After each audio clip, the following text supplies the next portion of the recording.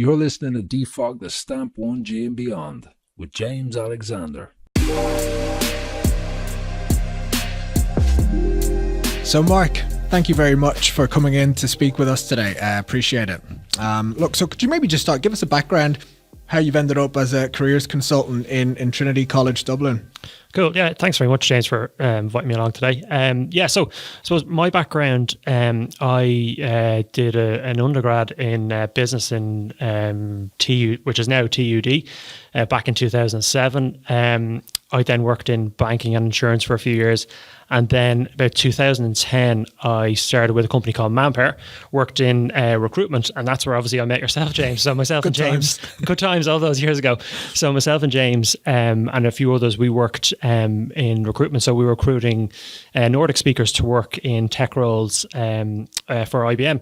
So I did that for about 2 years with Manpower, and then I started to work similar as well, work with Google, hiring people to work in kind of tech roles in Google for a year. So that was kind of like 3 years of recruitment. So and when I was in recruitment, I really enjoyed the dealing with people, dealing with candidates, kind of helping them get jobs and things like that. So that's where I got an interest in kind of like the HR side of it. Okay. So as I was there working in recruitment, started to do a little bit of HR at the same time, and then I think it was kind of summer 2013, I moved into kind of a HR productivity manager. So my role there was kind of responsible for about 150 to 200 employees on site, dealing with everything from HR related. So did that for 2 years. Then kind of towards the kind of summer 2015, I moved to another company called Arvato, and I worked there as what you would call a HR business partner. So kind of at a bit of a higher level than what I would have done previously in the other role, and that was kind of engaging with the client, working kind of more kind of a strategic level where you're kind of helping the managers kind of make decisions and performance reviews and things like that. So I was doing that for 3 years, and one of the things I really liked was because the employees were kind of sometimes on short-term contracts, we would kind of help them get back into the market. So help them with like kind of CVs, cover letters, applying for jobs. So that's where my desire for getting into careers, which is where I am today. So and the thing with careers, I wanted to be a careers advisor. That was my big thing. I finally decided I knew what I wanted to do, and getting into that area was, I suppose it was a little bit difficult because there's only so many universities in Ireland that you can kind of try and apply for jobs. So I looked at kind of jobs in Dublin, and then the role in Trinity came up. I'm actually, my anniversary in Trinity was 2 days ago, so I was 5 years in Trinity. So I came along and I applied then, and I got the job and started there as careers consultant. So that's kind of where I'm at the moment. And I suppose I'll give you a little bit of a background of kind of what I do from a careers perspective. So I work in the business school of Trinity, so separate to the whole of Trinity, and we have probably about 800 students who come through every year to do master's courses and MBAs. And what I look after is the kind of master's courses. So there's roughly about 600 students who do a 1 year master's from a September to a July. Okay. And my role kind of varies. It's kind of like career advice to students, kind of helping them CVs, cover letters, negotiation, interviews, pretty much everything. And then obviously we engage with industry, so engage with employers to kind of help promote our students.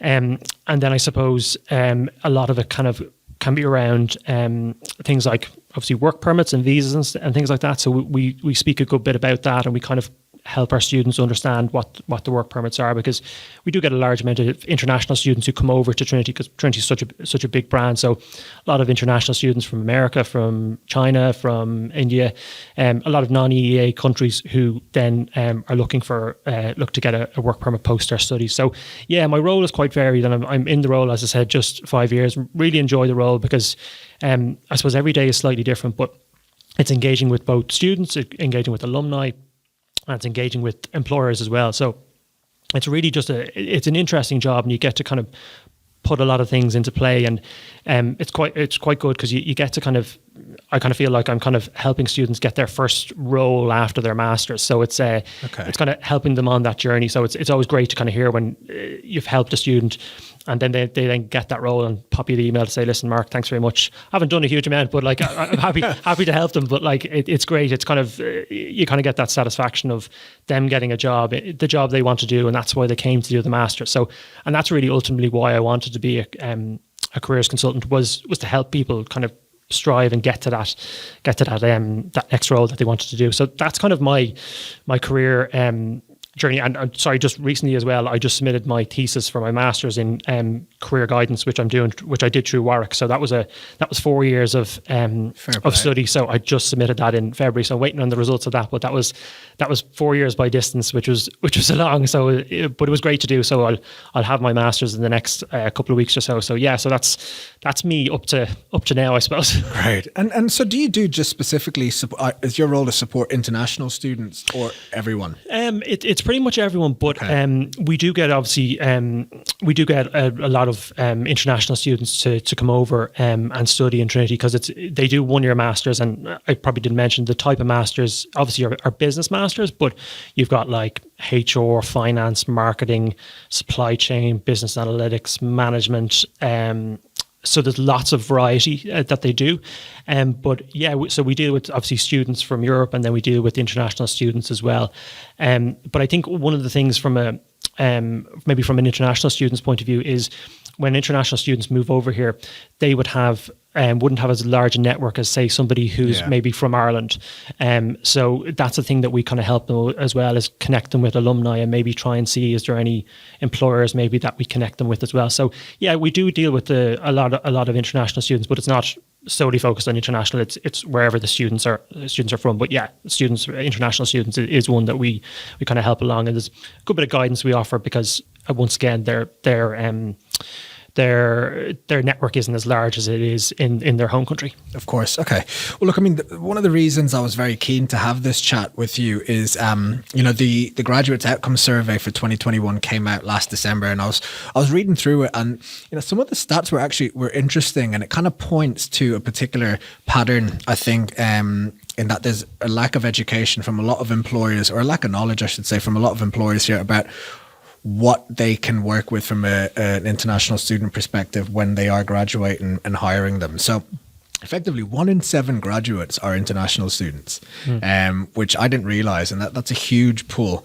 The second stat was I suppose the one that was most alarming, because between 8 to 15% of international students are more there's 8 to 15% more international students unlikely to be employed than Irish domiciled students. And that will depend on whether your course was, say, tech related, where there's more demand for people, or it could be more business related. And I just found that stat quite high, and probably disproportionately high. So, what I was keen to really explore with you was some of the challenges that students face, perhaps that you've seen when they're leaving university in terms of getting full-time employment, and also maybe what some employers do really well, and the ones that do know what they're doing, and maybe demystifying a lot of the unknowns. So what are some of the challenges that your students, your graduates kind of face when they are finishing their masters or undergrad? Yeah, I think one of the big ones. So, a lot of our students who are international obviously get are entitled to the stamp 1G. So once you do a master's, I think it's either level 8 or level 9, you're entitled to your work permit, which allows you to work in Ireland, which is your stamp 1G, which is brilliant. And I think that's definitely a big selling point for our master students, but master students in general in Ireland. You have that kind of 2-year stay back visa, which is brilliant. And I think one of the things is maybe the understanding of what the work permit actually is, what the stamp 1G is. So to be honest, before I started in careers, I didn't actually really know too much about the stamp 1G. I was always, because I worked in recruitment and HR, it was always about the stamp 4. Do you have a stamp 4? Yeah. Can you work? So when I got into the careers space, the stamp 1G was a big important factor, because the students were getting the stamp 1G. And I suppose anecdotally, we kind of find sometimes that I would think, looking at from my perspective, some employers maybe aren't aware of the stamp 1G. maybe because Yeah. they're more focused on it's the stamp 4. So I think if you're an employer and you have a candidate who applies and they have a stamp 1G and you're not too familiar with it, you might err on the side of caution and say, well, maybe I don't know, can I hire this person? Can I not hire this person? So sometimes there can be a little bit of, I suppose, ambiguity around what the Stamp 1G entitles. And I think the big thing is with the Stamp 1G is it allows employers to take somebody on for 2 years. They don't require a work permit. They don't need to pay for it, and then you're getting a really good candidate. Because like any of the students who are coming in to do a master's, whether it be in Trinity or any other university, they're really good candidates. So they're really good students, and they've gone through doing a master's. So there's a huge pool of candidates that I think are really, really good. So it just sometimes can be that maybe people don't know what the Stamp 1G is, and I would I'd be in contact with employers, and I would always say, oh, we have Stamp 1G, and sometimes they might say, well, what is that? And I would explain it to them, which is maybe they just haven't come across it. Or sometimes some employers may say, do you know what, we just have a blanket, we don't hire anybody from Stamp 1Gs. And then I'd explain it to them and they'd say, oh, right. So maybe they're just not familiar with it. So yeah, I think that's definitely a big challenge. And one of the things we do as a career service as well is that we educate our students on the Stamp 1G as well. So we do kind of like a work permit classes, explaining your work permit. This is what it is. This is what it entitles you to do. This is how you can explain it to an employer. So it's really about, I suppose, educating the employers, but on the same time, just making sure that the students understand what their work permit is. That's really important. So it can sometimes be an employer maybe just isn't familiar with it. But I think I'm finding that maybe more employers are becoming more familiar with it. And even when I sometimes speak to students who've gone into a role, I ask them and say, how did you get on with the Stamp 1G? And they're like, yeah, the company knew exactly. They probably knew more about it than I did. And straight away. And then others may say, oh, I applied for the role, and unfortunately, the company wouldn't take me any further because they didn't want to hire somebody on a Stamp 1G. And maybe nothing against the candidate. It might just be more, they just didn't understand what the Stamp 1G. So I think that's a big barrier. It's just knowing what the Stamp 1G is and what it involves, and how easy it is for an employer to take somebody on board. Yeah. So yeah, that there's some of the challenges that I think that are maybe, as you said, with those percentages that are stopping people maybe getting that role is the understanding of the Stamp 1G. Yeah. So when you talk about the students understanding the Stamp 1G, you run those workshops. From experience, we speak to students that sometimes aren't even getting interviews, that they feel it's maybe because there's a Stamp 1G there. But when they are in front of an employer, how do they explain it in a way, that makes the employer go, right, well, we can hire you? Yeah. So this is one of the things I think we've come up against as well is, so what we do is we would provide letters explaining the Stamp 1G in very clear terms, so that actually, first of all, I would always say, student, have a read through that letter and make sure that you understand it and are able to explain it. So I think sometimes that can be a little bit of a battle, is maybe if you're not fully 100% certain of what the work permit is that you're on, if you go and speak to an employer and you're not able there's a little bit of doubt there. Does the employer have a little bit of doubt because maybe the candidate doesn't know their work permit? Yeah. So it's kind of just educating them. And that's why, as I said, when we do the kind of work permit classes, we kind of say, this is what it is. You're entitled to it. You'll get it once you get your exam results. So normally students get their exam results maybe in the June or July, and they get their work permit, say, in the September. And it's literally, there you go. You have your work permit, entitles you to work for any company. You don't need to have a job lined up. You don't need to have a job offer. Essentially, this is your work permit, and you can go work with a company. And as I said, the maximum you can obviously go and work is for 2 years, and then after the 2 years, you see what happens.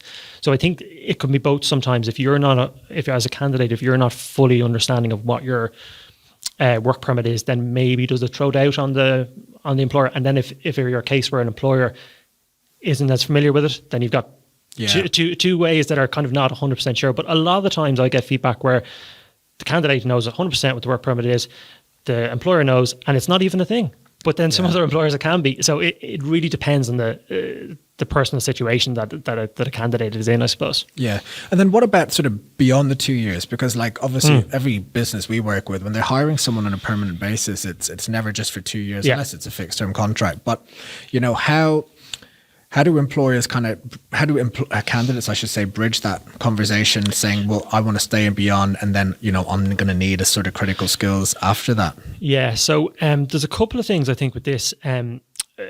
Students will come to me and say, if I'm going forward for a role, should I ask them in the interview if they'll offer me permanency? And I said, well, you haven't got the job yet, so don't run before you can walk. Yeah. So I think it's sometimes maybe a conversation that you maybe have if you get to the negotiation stage, where you kind of say to them, listen, I'm on my 2-year stamp 1G, but I just wanted to see, like, I really like the company, or think the role is going to be great. Is this something that you offer in the future? So just kind of nearly putting that out there. Is that something? Because that can be a decision made for the candidate.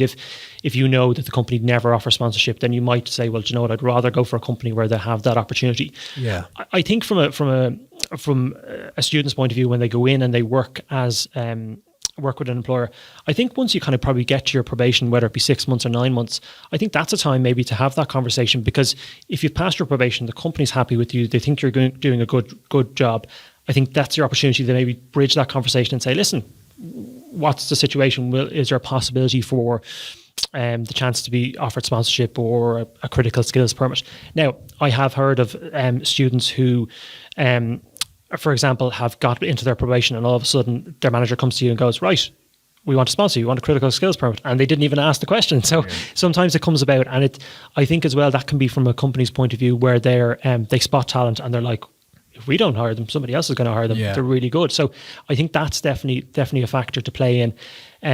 I've heard of students who've been employed, and before they've even been employed, the employer is coming to them and saying, listen, we're happy to offer you a critical skills permit, even though they have a stamp 1G and there's that 2 years there to say, no, we think you're really good. And the one thing about the critical skills permit, which I think is a big thing, is if you do the critical skills permit for 2 years, you're then entitled to stamp 4. Yeah. So that's what everyone's going for. Everyone's going for. Yeah. So I think it's it's kind of knowing what employer, because I think sometimes if you're looking for your first job post your studies, I think you kind of need to have a look and see, will this employer offer me sponsorship? Because it could be a big factor if you're going for a company and you're hearing that they just don't offer sponsorship. That would probably play a role in whether you decide to go for that role or not. And it's hard to kind of find out. But I think, from a candidate's point of view, it's about just kind of doing your homework beforehand. And if you get into the role, if you feel that you hear that the company is willing to offer sponsorship, have that conversation 6 or 9 months in, because I know the stamp 1G process can be quick. Now, with the critical skills permit and maybe a general work permit, that can take a little bit more time. So I wouldn't be waiting till month 23 and asking. I'd be kind of asking maybe a year or so in. And because if you're a year in the role, you're obviously doing a good job, you're happy, the company's happy, and for them to offer you sponsorship, and I think it's only €1,000. I might be corrected on the fee, but I think it's not a massive fee for a company. No. But and I think once again, if you're going to the company looking for critical skills or employment permit, I think you as a candidate should be doing just do the research. So if you come to the table with all the information, the easier you make it for your employer, probably the easier they'll say, oh yeah, that's great. We'll go through HR, and HR will put your application through. So I think that's really important. So I think it's important then, from what you're saying, that students understand whether this prospective employer has actually done it before, because obviously they've got a 2-year countdown effectively from when they graduate to when they need to get a stamp 4 or stamp 1 in order to stay in the country. So they're thinking of it like from that point of view. But if they kind of say it very early on in the interview process and an employer's never done it, they might just go, no, we don't do that, because they don't understand it. So is there a good time to raise it? So I think, I say this to the students as well, is that I think you kind of have to gauge when you're having the conversation with somebody at the start. It wouldn't be something I'd probably bring up at an interview stage. It might be more if you get an offer stage where you've a bit more kind of sway with it, where if you're talking to whoever is the recruiter or the HR person, I think you kind of have to say, and listen, you're aware, obviously I'm on the the stamp 1G, the 2-year work permit. Just wanted to see, like, is this something that happens in your company? Do you offer that kind of sponsorship? And the other thing as well, as I just said, don't say it in the interview, but you could potentially ask as one of your questions at the end, like, do you have many students who come from a similar background, like international students?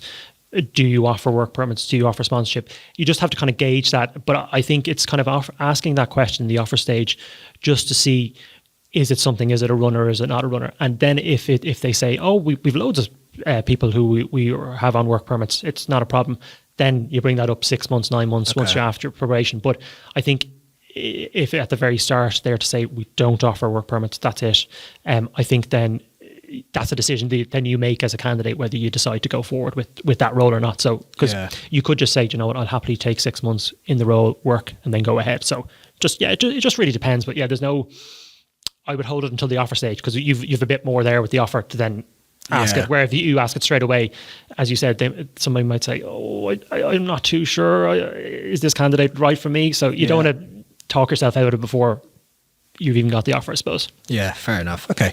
And in terms of employers that I suppose do it well from your experience, have you got a list of your A employers that are like, yep, I know these guys will always hire, or how does that work?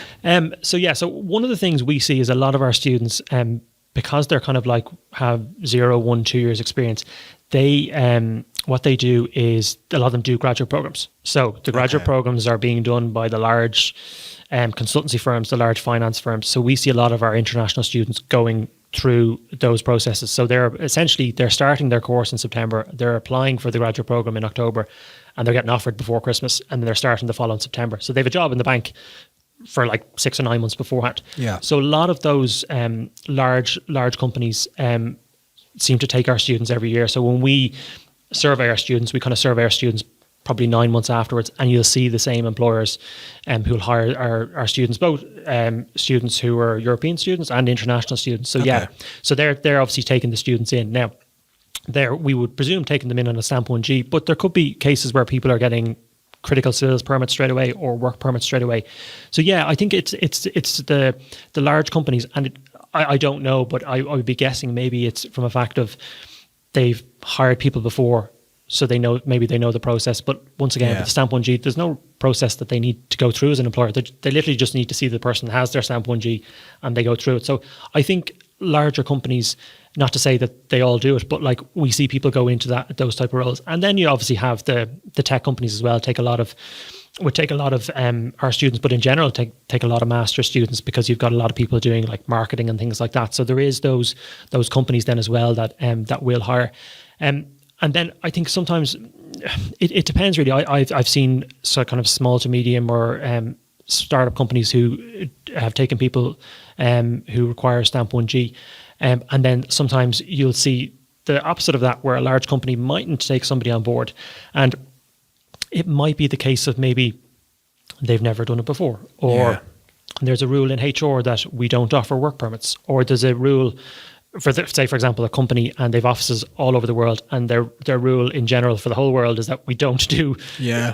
But it's so easy to do. So it kind of depends really. But I think the larger companies, when they take people in, we'll always see similar companies being taking our students. But this is one thing I always get asked. I've always been asked, is students will come to me, Mark, give me a list of the companies who'll hire people on the stamp 1G. Yeah. And it's I've been asked that. And it's like, it's very hard to say. And I could say, well, from looking at the data from the last few years, we've seen these companies have taken people on board, but it's not 100% guarantee that they will, and it can sometimes obviously depend on the role as well. I think, like, if you're going for a company and the company really needs somebody from a marketing background, and they'll offer a critical skills permit, or they'll take somebody on a stamp 1G, but then on the other side they need somebody in a different area, but then they won't take somebody on. It kind of sometimes depends on the role. It's not solely just the company. They may say we would do a critical skills permit based on the role and the need that we have. So I think, large companies, it's not to say just large companies will take you on board, but when they have the experience of dealing with like the Stamp 1G or dealing with critical skills permit, the larger the company is, the more likely is that they have that experience going through a process. So they're more likely to take people on board. But it doesn't mean that smaller companies won't. It just maybe smaller companies mightn't have had as much experience with going through those processes. Yeah. And it's like once you've done it once, it becomes very straightforward. You obviously, there are a lot of initiatives that you personally do and Trinity do for your students and alumni. What are some of the things that are kind of helpful for students to be able to kind of secure that role beyond graduating? I think one of the big things we do is we try and get our alumni back as much as we can to come in and do talks. And the reason why we do that is we get them to come in and talk about their experience of applying for jobs, their experience of talking about their Stamp 1G. So it might be, for example, a panel where we get a couple of international students who've gone into companies, and what we try and do is you might pick a large organisation somebody's gone into, and you might pick a small organisation to show the current students that people have gone into different areas. So that's definitely a big thing, is talking them through the process, because when we do those panels, a lot of the times the question from the current students is, and what about the Stamp 1G? How did you explain it? What was the barriers that came up against? And sometimes they may say, oh, there was no barriers whatsoever. But there are some of the initiatives that we do. And then it's about really kind of, one of the things we try and tap in as much as well is we would say to our current students, try and engage with alumni who are in the company that you'd want to work for. Okay. So, for example, if I say tomorrow I want to work for company X, what I would do is I'd say, I'm going to check and see if there's anybody else working in there. And say, for example, I say, do you know what, James is working in there. What I'd do is I'd message you and I'd say, listen, just want to have a quick chat with you, find out a little bit more about the job. You went and you did the Stamp 1G. Tell me is it easy to do? So it's trying to get that information from the people who are in there. Yeah. Because sometimes sometimes people might go directly to HR or recruitment, and they probably get inundated with kind of requests. So it's trying to get that connection. And as I said earlier on, we talked about kind of networking. It's another way to kind of network. Because if you're an international student and you've moved over to Ireland, your network is probably quite small in comparison. So I think it's important, just to kind of engage with people. So it's very much a lot of times our students say to us, we just want to speak to alumni, and that's a big thing. But also we do things like we do kind of career fairs where we have employers come in and we get them to kind of talk about their roles and type of jobs they have, and they're fully aware that we have international students on Stamp 1G, and they're like, yeah, no, that's no problem, we fully understand it. So it's bridging that gap as well, so that the more employers that we get in and the more employers that we talk to, and the more they understand the Stamp 1G, then it's kind of what you're trying to do is trying to tell the employers, we have loads of really good students, and we're going to have some students who require who have a Stamp 1G, but that's not an issue. There's 2 years there. So it's trying to match up both, if that makes sense. So trying to go out to industry and speak to people and let them know about that. So when I engage with employers, I always I talk about the different master's program. I explain what the Stamp 1G is. And most of the time companies have a full understanding of it, but sometimes they don't. So then it's a case of me explaining a little bit about it. And then they may have to go and say, do you know what, I have to speak to somebody higher up in HR just to make sure this is okay. So it's kind of educating employers in a little way, and I'm not saying I'm not a visa expert, but it's just because it comes across my table all the time. It's just about trying to, just because we've got some brilliant candidates, students that come in and they're really, really good, and then sometimes it can be the struggle of the Stamp 1G is a bit of a barrier, and nothing to do with the student. It's just maybe employers just aren't too sure of what it actually involves. So it's about kind of connecting our students, but also trying to educate the employers as much as we possibly can. Okay, fair enough. Now, there's one area actually I wanted to ask you, because it comes up a lot at a particular time of year for us, depending on what university someone's in. So they're typically coming over, an international student, for a 1-year master's. Let's say for Trinity, I think it's September to July. Yeah. Yep. But there's normally a thesis or a dissertation involved. That window between finishing classes, doing your dissertation to submitting it, can a student work full time in that period? And are there opportunities for internships with companies then? And how do we educate companies on that? Because I've been asked that so much and I can't find any information online about it. Yeah, so I think this was last year that we got this. So when a student comes and starts with us in September, they're officially with us until kind of the July, and they're on a stamp 2. So that's their stamp 2 work permit, which allows them, the technicalities of it, you're allowed to work 20 hours during term time, which would be like your September to December. Okay. And then you're allowed to work 40 hours, during the summer holidays. So the summer holidays essentially are from June till September. Okay. So what we have is that what happens is, as you explained there, our students would do have their lectures and modules until roughly about now, and most of them, they finished their lectures a couple of weeks ago, but they still have modules to do and assignments to submit. So probably in the next 2 or 3 weeks, they'll have that submitted, and then they have their dissertation. So essentially, their dissertation has to be in the middle of July. So they have nearly 3 months left to submit it. So what happens is that from the 1st of June on their stamp 2, which is until they get their stamp 1G, they can work 40 hours per week. Okay. And that's actually on one of the, I can't remember which government website, but I remember we got this last year because it was we weren't really too sure, could they work or could they not work? Yeah. So now they actually can. So we see a lot of students who start a little bit earlier, start in June or July. Now, obviously, the big thing is if you're doing a dissertation, I'd always say to the student, they're like, can I legally work? And I said, 100% you can work, but are you able to work 40 hours a week in a new job and do your dissertation at the same time? So that's one thing definitely, is the stamp 2. And I think the real advantage of that is that the fact what you have is there's always that bridging gap between before you get your stamp 1G, because traditionally people get the stamp 1G in September. And what you have kind of really is there's students there for 3 or 4 months where they couldn't really work, but now with the stamp 2, you can work. Okay.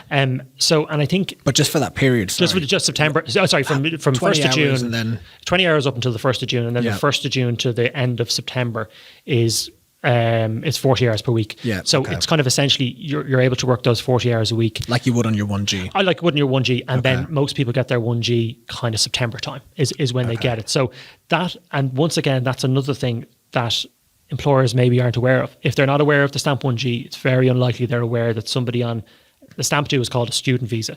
So if you think about it, if you got a candidate and their work permit says it's a student visa, you'd probably think they can't work. Yeah. Well, they can work from the 1st of June. So yeah, that's something that's it kind of bridges that gap until they get the stamp 1G.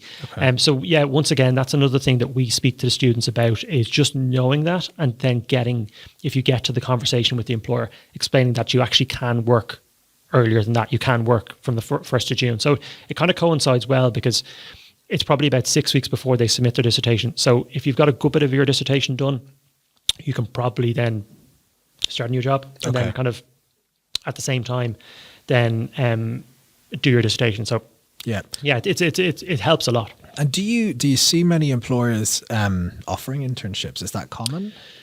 So internships, sometimes I find that a lot of internships are kind of for undergrads, like the third year internship. I actually, as part of my role as well, I do I facilitate with a third year internship for the third year students. There's a batch of them, about 60 of them in the undergrad. But a lot of the times when I look at internships, I see a stipulation in the internship is you must be going back to complete your fourth year. So I don't know about yourself, but when I was in college, I did a 20-week work placement in my third year. I did that as a TUD, TUD. So it was familiar with myself, but it's not. Some universities don't do it, but with the internships, it's a lot of them are for the third years. But we do see what I do see is, you could call them internships, but what it sometimes can be is that we will get employers come to us and say, listen, Mark, we have we're like a startup, or we need somebody to do our social media for the next 6 or 8 weeks, or we're launching a project. Would you have anybody? And essentially we have our students there. So we'd send that out to our students. So yeah, the internships a lot of times are for kind of the third year of the 4-year undergrad. But yeah, there's sometimes, I kind of think there's not as many there that would maybe suit master's level students. Okay. It would potentially suit it if you're going into a master's and maybe you don't have any experience in that area. So sometimes people might have an undergrad in science and they've come back to do their master's in business and they've no actual work experience in business. Yeah. If you were to come across an internship if you're struggling to get a full-time role, maybe an internship might be an opportunity, but there's not as many of them that I thought there would be. So it can be a bit of a bridging gap, but we see a lot of our students go into that they go into that kind of first level role, like either a graduate program or a graduate level role, which requires 0, 1, 2 years experience. Some do go into internships, which can lead on to going into a full-time role, but it's primarily that first level role that you go into. But internships can work, but we do see students, as I said, kind of working part-time, and you'd class it as an internship, but it's really you're doing maybe working on a project with a company, or you're doing their social media because they don't have somebody and they need somebody who's got that background to do it for 6 or 8 weeks. So you wouldn't call it an internship, but you could call it something. An internship. Yeah. Well, I mean, there's an opportunity there because companies often complain. Well, smaller companies complain of a slowdown during the summer because there's lots of annual leave and it's quite disruptive. But you could plug that with someone coming in to cover certain kind of key tasks for that period. Like in social media is a big one. How do you keep that consistent if people are going to be on leave? So look, perhaps it's something that we can do to educate employers of what's out there, because we are getting asked that a lot more, so that's good to know. From your experience, are there any characteristics or the students that often gain employment quickly, are they doing a lot of the same things? Are there any habits or behaviors? So like one of the things we do is, as I said, when they start in September, there's a massive push for the graduate programs. So we deal with a lot of students, September, October, November, who apply for graduate programs, interview, and then get the roles. And they're essentially, those students are kind of ready to go, and we probably mightn't hear much from them ever again. Okay. Whereas then if you're not going for a graduate program, what you're really going for is a current open role. So you're kind of applying now to start in maybe June or July. And I think one of the things that I always suggest to people is there's lots of ways of finding a job, but I think one of the ones that everyone looks, the first thing is, I'm going to go on LinkedIn, I'm going to find the job, I'm going to apply, I'm going to send my CV, and I'm going to do that 20, 30, 50 times. But that's only one way of getting a job. Like, I think one of the big ways is, as I mentioned earlier, is that networking. Such a big thing. Like, and I say that to students all the time. I say, okay, so the best way to, like, they're like, how do I find out what companies I want to work for, and how do I find out what jobs I want to do? And I'd say, okay, so create a list of 20 or 30 companies, go onto their LinkedIn, see is there anybody that you're connected with, that whether it be an alumni from your undergrad or whether it be alumni from Trinity, connect to them. Send them a message and say, hi, hope you're keeping well. I see you're working in company X. I'd love to pick your brains, have a 5-minute chat with you to find out a little bit more. And the worst that can happen is they don't reply back to you. And that can be, but like, that's a big thing and I think I would say to my students would be kind of like, if you want to start a job in June or July, I think January, February, March, what you should be doing is setting yourself a few targets. Say, listen, I'm going to connect with some people, whether it be the recruiters, HR, or whether it be alumni, and kind of just engage with them and have a chat with them, so that actually when you get to the stage and you're sending your application in April or May, you might get a referral, or they might go, oh, I remember speaking to Mark at that time. So that's the thing is kind of you do, and you start a little bit earlier, I think, because that's a way of doing it. But then also it's kind of like, you can pitch yourself on LinkedIn. Like, obviously you can say that you're open for roles. Like, even I think it was in the last couple of weeks, LinkedIn have had this new function where you can click into the company you want to work for and say that you're interested to work for them. Okay. So it just all those little things. It's not just looking at applying for jobs. And we use this kind of like this pyramid in one of our workshops that we do. And it says at the very top is how a candidate searches for. The first thing they search for is they apply for the job. Okay. And that's the last thing that an employer looks for. The first thing the employer looks for is somebody internal, is somebody that they can find. That's a good point. They go through. So you have to look at it from that point of view. And that's why I said, if you think about it, you're at the top of the tree and you're applying for the job. But at the bottom, the employer is thinking, right, if I can find somebody, if somebody's working in my company and they're really good, I'll probably ask them and say, do you have a mate, or do you know somebody who's really, because you base it off that. And then if you can get a referral, because I think referrals is such a big piece. If I was going for a job and I met you and had a chat with you and you were saying, oh, John Mark's a good lad, I think he's got good skills, and you referred me in, you're only going to refer me in if you think I'm good, because it's your reputation on the line. If I'm not good, you have to break it to me and tell me I'm not good. Yeah. But that's a big thing is engaging with people who are, whether it be alumni or whether it be people who are working in a similar role. That's another one, is if I want to go and work as a HR admin in a role, what I would do is I'd probably go to the company and see who's working in a role like that at the moment and shoot them a message and say, listen, I'd love to find a little bit more about your job, because it's being proactive. Yeah. I think that's a big thing. And I only really realized that when I was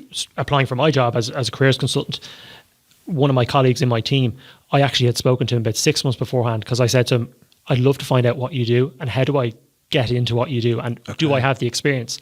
And when I interviewed for the role, he was sitting on the panel. So I was sitting there going, I remember you. Is this a good thing or a bad thing? Yeah. But yeah, I think that I'm not saying that's going to happen, but I think it's important to try and get build those contacts up. And I have students who would have Excel sheets of all the different people they've spoken to, times they've spoken to them, what they've spoken to them about, and then they're just waiting for that role to come up. And as soon as the role pops up, email the person and say, listen, hi Mark, I've seen this role.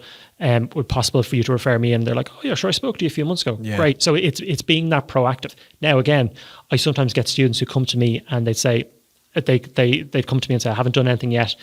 And then I say, listen, start to apply for a few jobs. They apply for one job, they interview, they get it, and then they're golden. But others go through a process where it takes a little bit longer. So I think being as proactive as possible, kind of maybe 3-4 months out before you want to start. And it's that networking piece. That's really important, because I always say to students, like, Dublin's a small place. So the likelihood is you'll connect with somebody who's worked in a role like yours, or who maybe is a Trinity alumni. And I find definitely from our alumni, they're really, really good, because anybody who comes to them, they're like happy to have a chat with somebody, because they've been in their seat beforehand, if that makes sense. And especially with the international students, our international students are brilliant, because they'd have no problem speaking to a current student and saying, listen, yeah, come and have a chat with me. I'd be happy to have a chat with you. And they sometimes come to us and say, we have a job, Mark, this would be really good. I'd love to get another Trinity person in there, because I know what it was like to go through the process. So yeah, that's a huge thing, is just that networking and engaging with people. And I think it can be a little bit difficult if you're not an outgoing person and don't want to do it.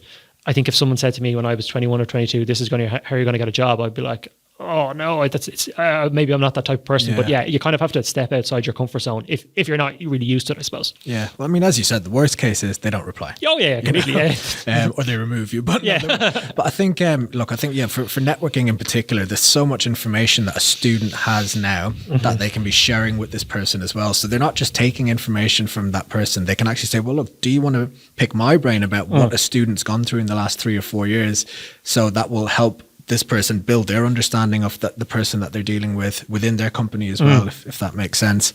Okay, cool. So last thing maybe that we wanted to touch on was the Stamp 4. That's the holy grail, and that's what students look for. Now, you can self-sponsor, I believe, as a Stamp 1G into a critical skills, but for Stamp 1, that will then get you to a critical skills. But not many employers know about that. Do you know much about that? Not more. It's probably more the critical skills one. So obviously with the critical skills, you can self-sponsor, or you can get sponsored by the company. And I was actually just looking at it the other day, and like what the checklist is, and I think it was at about €1,000 or so. But it's not actually that difficult to do. And I think that the thing with the self-sponsor of the critical skills one is that once you get to the 2 years, you then are entitled to the Stamp 4. So as I said, kind of, we do get students who, I suppose, once they're after their 2 years and they're still in the role, we presume they've been sponsored, but they don't tell us. So we're guessing that they do. But yeah, I think that's a big one is I think if you go into a company and you're working there for 2 years, 2 years can go very quickly. But I think if you're doing a good job and you're able to kind of show them that you're doing a good job, there should be no reason why they can't offer you a sponsorship, or you can go and self-sponsor yourself. Yeah. So the only one that really is kind of like that critical skills list that we see people doing. But I think being able to self-sponsor as well is good as well, because then you're going to maybe taking the onus off the company as well. So it's kind of on both sides. Either you sponsor yourself or they sponsor. And I think with the critical skills permit, the critical skills do change each year, Yeah. but I don't think it changes dramatically.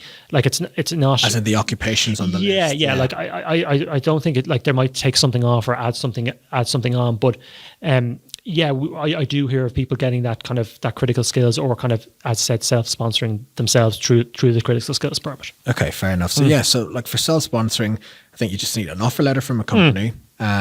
I think it's their P60 form just to prove they've been tax compliant. Yeah. And just fill out a good bit of paperwork. But that's it. I think that's and it. pay €1,000. Yeah, I think that's it. And I think I don't know whether we touched on this earlier, but there's the case of that an employer can't have 50% non-EEA employees. So some companies may be at that balance where they maybe have 50%, so they can't possibly hire.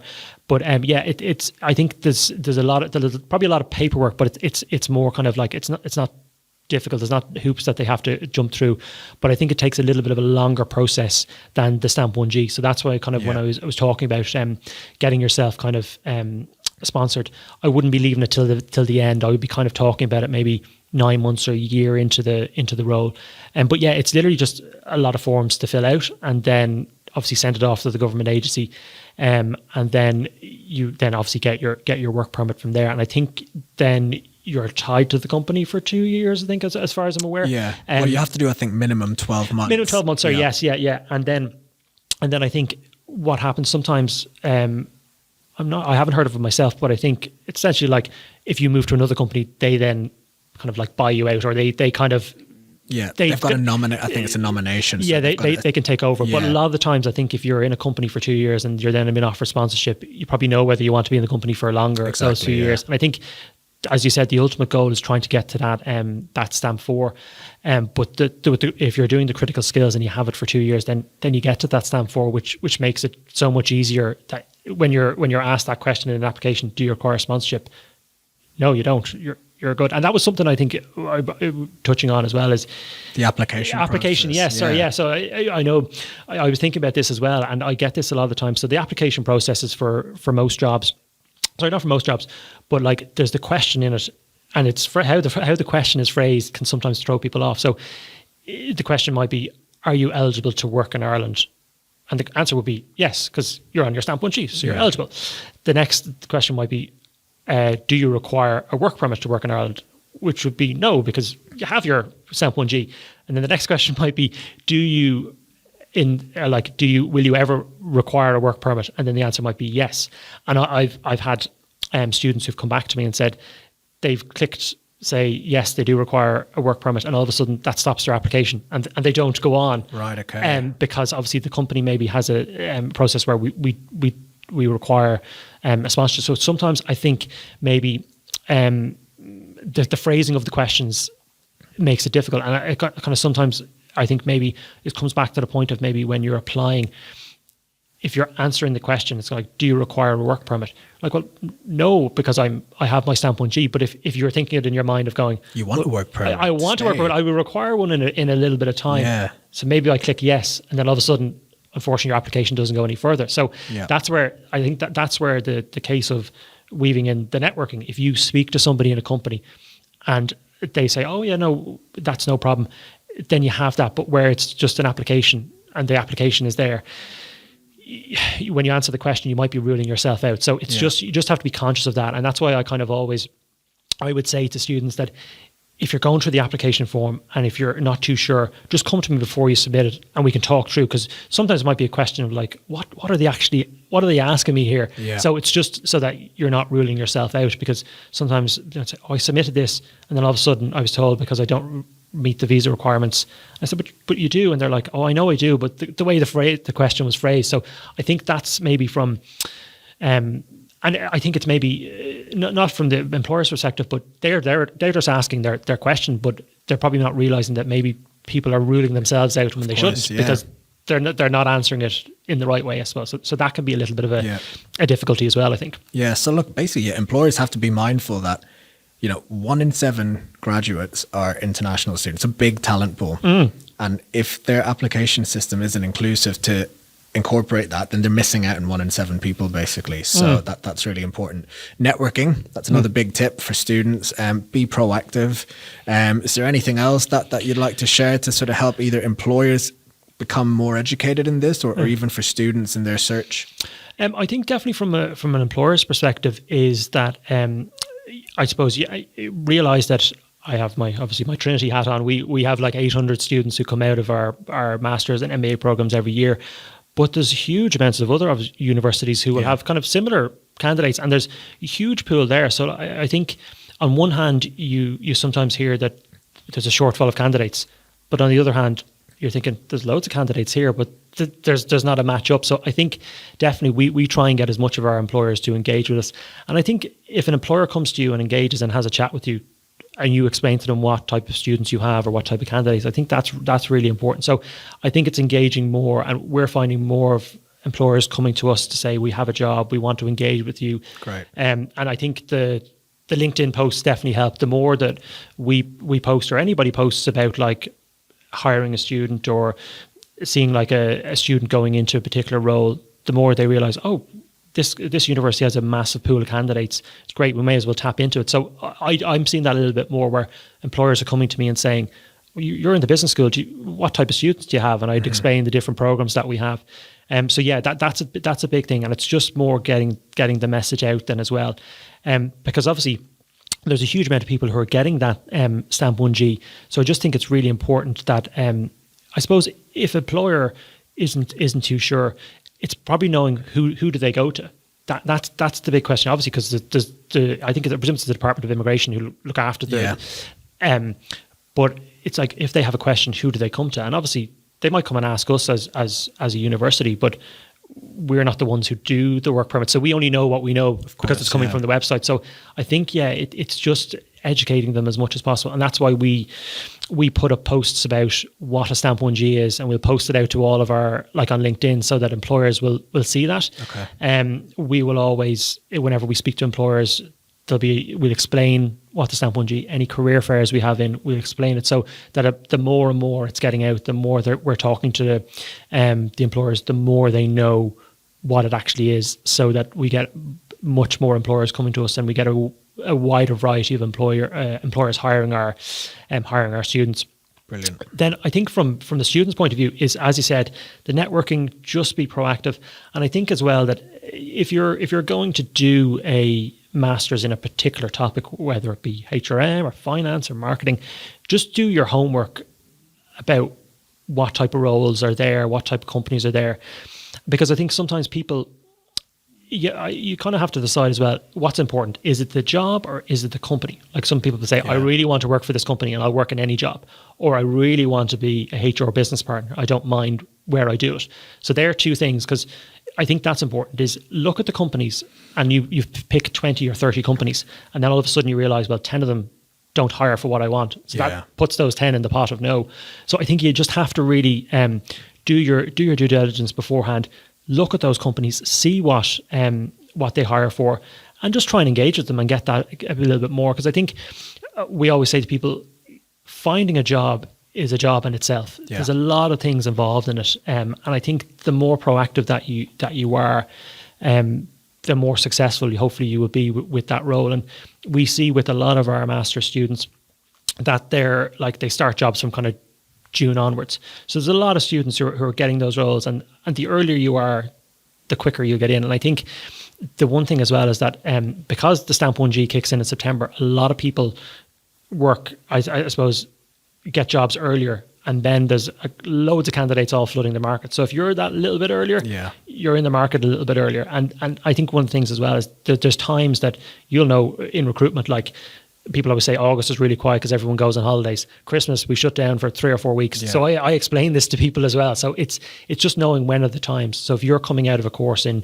July or August is a little bit quiet. You really have September, October, November, and then the first 2 weeks of December. Good point. And then if you think about it, a lot of the large companies for September and October, they're focusing on their graduate hires for the following year. So there's those windows that are open for when you should be applying. But I think if you do your homework before, in January, February, March, April, May, a lot of it's done, and then you're just a matter of trying to engage with people and then trying to get referrals. So yeah, it's just being as proactive as possible. And then if you apply for jobs and you get rejected, I always say, don't take it personally. because you could be hung up in applying for loads of jobs and you hear nothing back. There's nothing more disheartening, but you just have to put it down and go, do you know what? That wasn't for me. I'll move on to the next one. So it's about just kind of doing it well. And I think the final thing I would say is quality over quantity. You're better off sitting and applying for 2 or 3 jobs and tailoring your CV, tailoring your cover letter, doing your research and applying for the job than just using the same CV and applying for 20 jobs. Yeah.